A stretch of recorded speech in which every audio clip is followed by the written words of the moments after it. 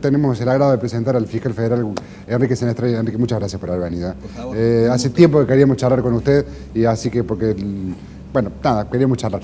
Sé que viene, ha tenido un año, de mucho laburo. 4 años. No, bueno, pero cerca.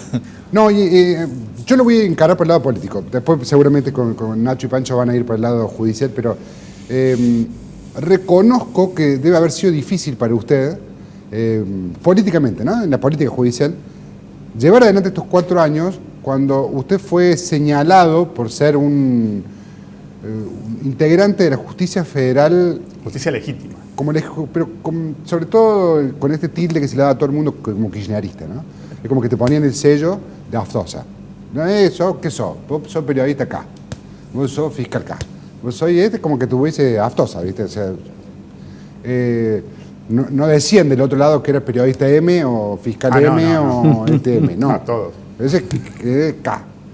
Y digo, no debe haber sido fácil, ¿no? No, porque uno viene acostumbrado a trabajar sin ningún tipo de condicionamientos.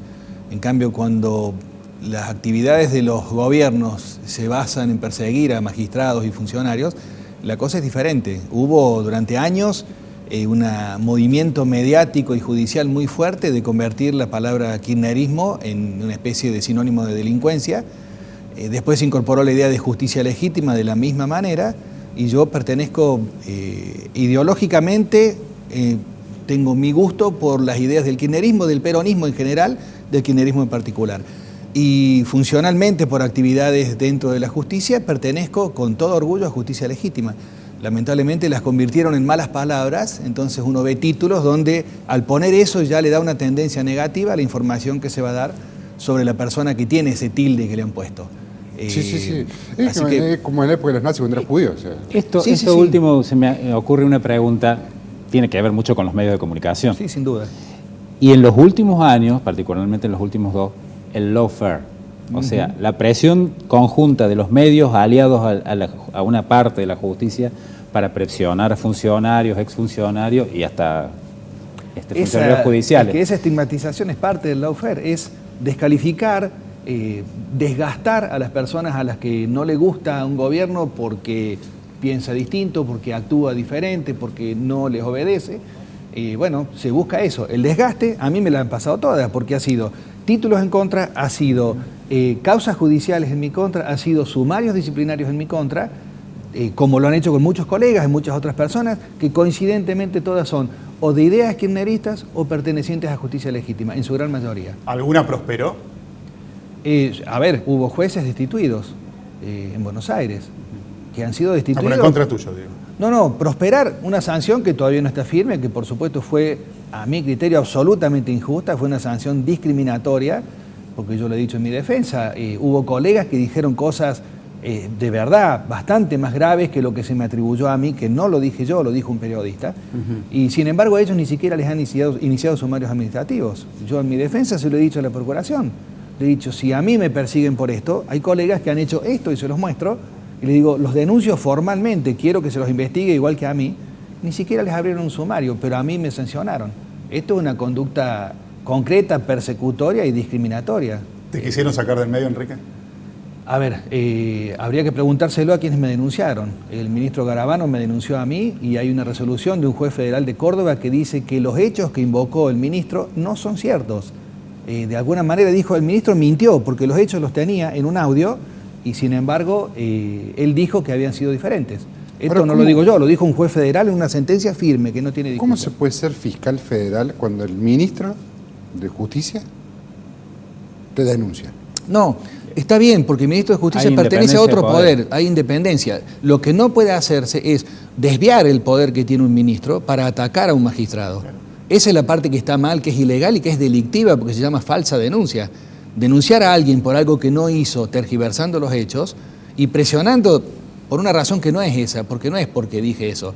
Lo que está atrás de eso es que yo fui de los primeros fiscales que avaló una denuncia en contra del ministro Aranguren. Sí, cuando fue el tema del tarifazo, vinieron los amparistas, dijeron, hay delito. Yo lo miré y digo, sí, definitivamente hay delito. Y no solo corresponde que se anulen los tarifazos, sino que como hay un delito, la obligación de un juez y de un fiscal es hacer cesar los efectos del delito. Sí, claro. Entonces, si las decisiones de tarifazos favorecían a la compañía Shell, a la que pertenecía el ministro y de la que todavía es accionista y se beneficiaba con estas decisiones, había un delito muy evidente, flagrante, y había que detenerlo ese delito. Yo lo pedí diciéndole al juez, tiene que imputarlo, tiene que hacerse una causa penal por esto. Nunca supe el destino de la causa, seguramente fue a Buenos Aires, porque puede ser competencia de Buenos Aires, pero esas son las verdaderas razones por las que persiguieron a personas como yo, que le dijeron al gobierno, hay un límite. No se puede violar la ley, no se puede atacar al pueblo de la manera que lo están haciendo. ¿Y qué va a pasar? Ya está cambiando un poco este juego, es como que ha bajado la presión, quizá la justicia se va acomodando siempre al poder político. ¿Qué va a pasar el año que viene, cuando asuma Alberto Fernández, con la justicia? ¿Qué va a pasar con el procurador general? ¿Cómo va a ser la cosa? Bueno, ¿va a seguir el mismo? Lo primero que te diría es que no es la justicia se va acomodando, porque es un término que nos abarca a todos y en realidad hay una enorme mayoría de miembros de la justicia que no somos así, que no somos de cambiar con el viento, mantenemos una postura. Y hay otros, lamentablemente un gran centro de poder, que es Comodoro Pi en Buenos Aires, que eso nadie lo ignora, que ahí sí es la justicia que toman ciertos medios para decir la justicia hizo y cuando no les gustó es la justicia acá o la justicia legítima. Y Comodoro Pi concentra el poder del Comodoro Pi concentra el federal. Poder del control de los no solo federal, sino que de las grandes decisiones que se toman en el gobierno nacional. Está el centro del poder ahí. Esa justicia es la que hay que modificar.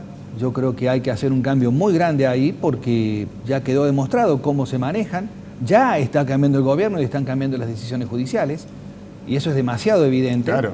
Y bueno, ojalá que encuentren una fórmula, desconozco cuál, pero que diluya ese poder y que los que han tomado esas decisiones cumplan con su obligación de rendir cuentas. Han cometido delitos, tienen que ir presos, tienen que ser juzgados y condenados. No en prisión preventiva como vino pasando estos años, La prisión preventiva es solo cuando corresponde, no porque no me gusta la persona. Entonces, acá hubo prisiones preventivas brutales, indiscriminadas, en realidad sí discriminadas, porque era de acuerdo al color político las prisiones preventivas. Claro. Porque si aplicamos la famosa doctrina de Ursún, los contactos residuales, ¿qué pasa con los contactos vigentes? Si yo digo, este señor fue funcionario, entonces tiene riesgo procesal porque podría tener contactos para eludir la justicia, ¿qué pasa con el que tiene hoy funciones y tiene un gran poder como funcionario de gobierno? Si yo lo denuncio, entonces si aplicamos esa doctrina tendría que estar preso, cosa que es absolutamente incorrecta. ¿Y sobre el procurador general? ¿Va a seguir el que está ahora?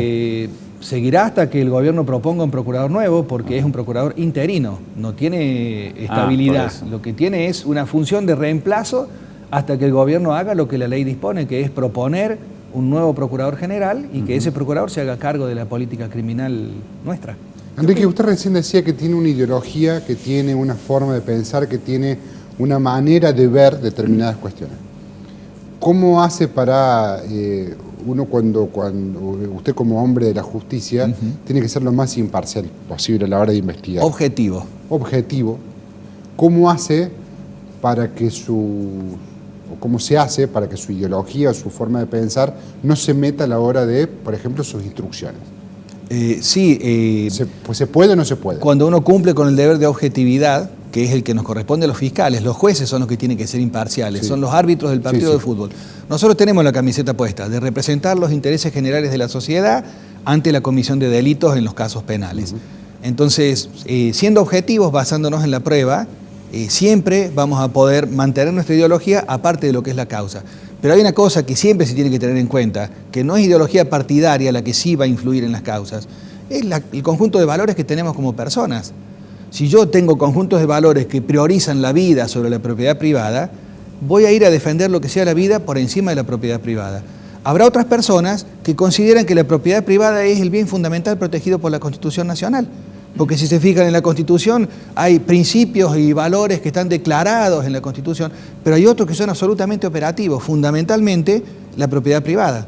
Yo no estoy de acuerdo con eso. Entonces, me van a tildar de zurdo, de izquierda, de no sé, de peronista, de kirchnerista, como quieran tildarlo, pero yo voy a defender siempre la vida sobre la propiedad privada, el trabajo sobre la propiedad privada, el techo sobre la propiedad privada. Esas sí son diferencias ideológicas, que no son partidarias.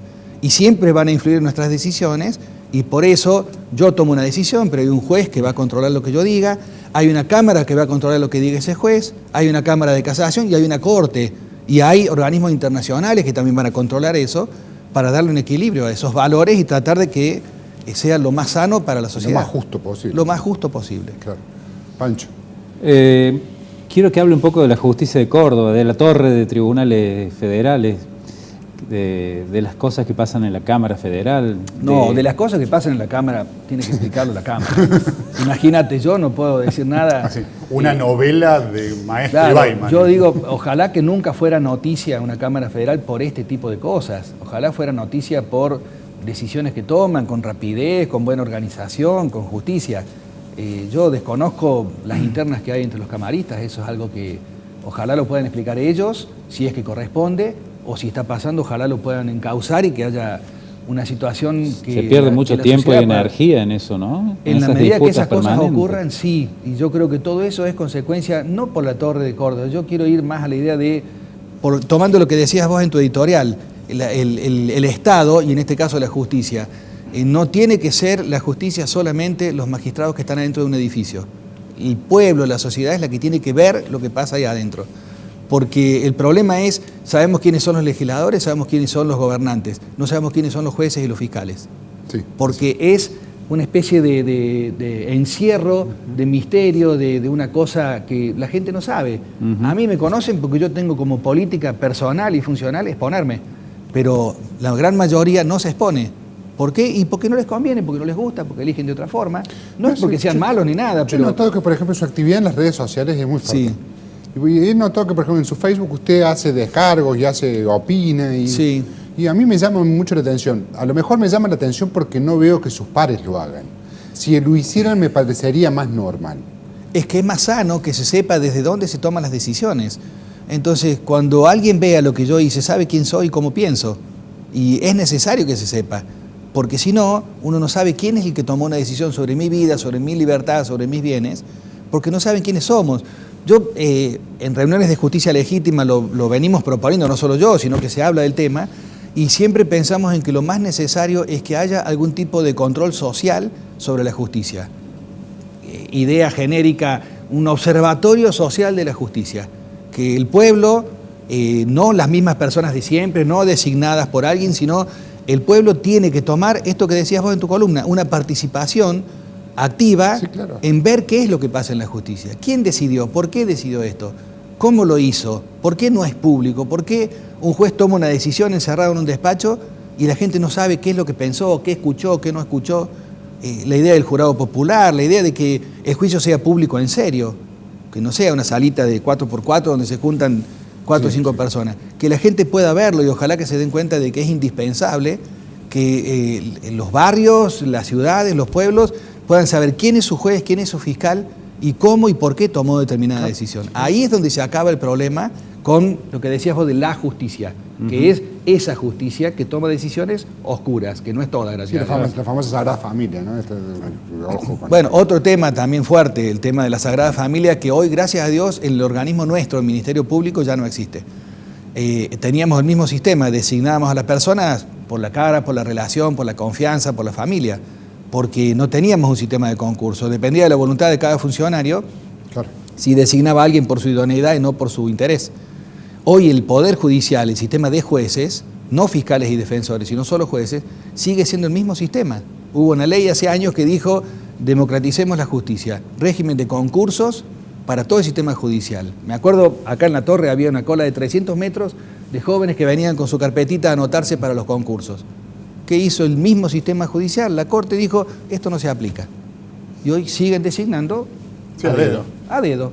Y Que hay puede ser hijos- buenas y hay hijos decisiones. de amigos. El tema es que siempre es excluyente, porque esa decisión es entre los contactos de la persona que decide. No es, che, tengo un cargo, vengan, muéstrense, y yo voy a ver de todo esto quién es el que considero más idóneo, en base a una prueba objetiva. ¿Es difícil entrar a la justicia federal? Depende. Si sos alguien, entras. Si no sos alguien y no hay un régimen de concursos, no entras. El Poder Judicial, el Ministerio Público, cualquiera que quiera entrar, Distinto. entra a la página, busca los concursos, se anota, rinde, y hay un orden de mérito, hay un sistema de sorteo del orden de mérito para que iguale más todavía, y recién ahí nosotros podemos elegir a la persona O sea, que en vamos este a caso entra el mejor y en el otro entra el que mejor contactos tiene. algo así es.